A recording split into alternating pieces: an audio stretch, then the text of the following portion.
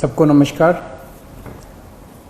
जैसा हम देख रहे हैं देश भर में कोरोना का बहुत ज़बरदस्त कहर छाया हुआ है और इस कोरोना काल में जो सबको लग रहा है कि समाधान इसका एक ही है, वो है वैक्सीन।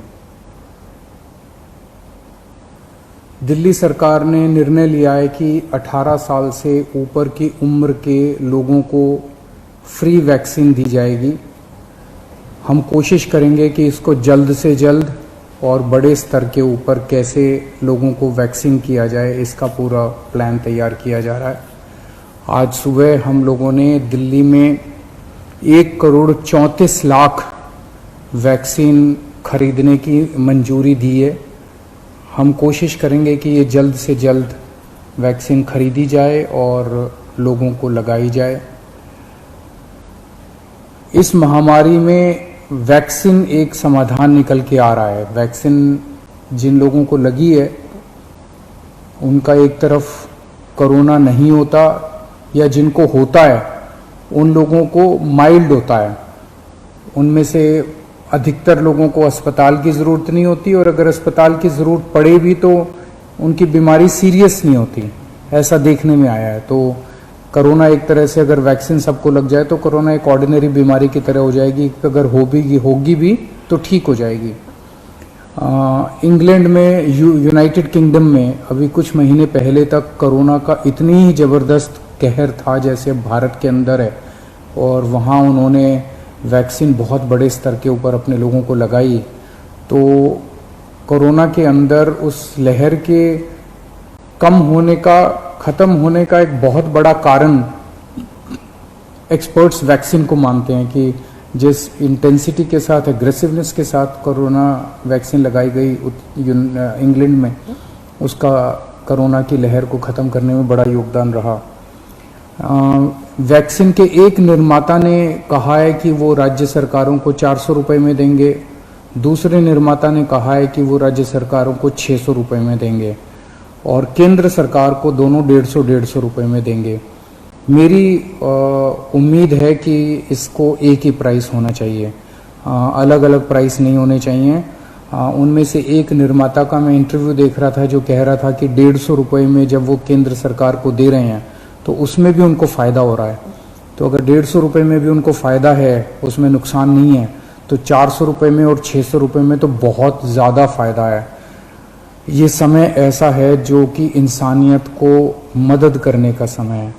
ये समय ऐसा है जो प्रॉफिट कमाने का समय नहीं है। देश भर के अंदर केंद्र सरकार ने कई दवाइयों के प्राइसेस के ऊपर कैप लगाए।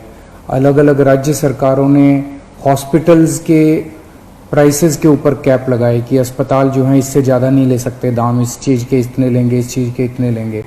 ऐसे समय में जब सारा देश मिलके कोरोना की लड़ाई लड़ रहा है, मैं समझता हूँ एक तरफ मैं वैक्सीन मैन्युफैक्चरर से अपील करता हूँ कि एक तरफ वो खुद भी इस प्राइस को खुद ब खुद 150 रुपये पे ले आएंगे।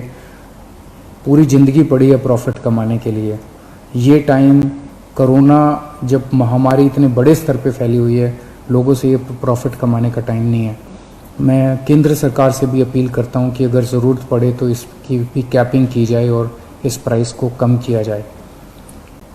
एक बात कि 18 साल से ऊपर की उम्र पे अभी लगाया जा रहा है, लेकिन इस महामारी के दौरान हमने देखा कि हमारे 18 साल से कम उम्र के जवान और बच्चे भी इसमें बहुत ज़्यादा संक्रमित हो रहे हैं।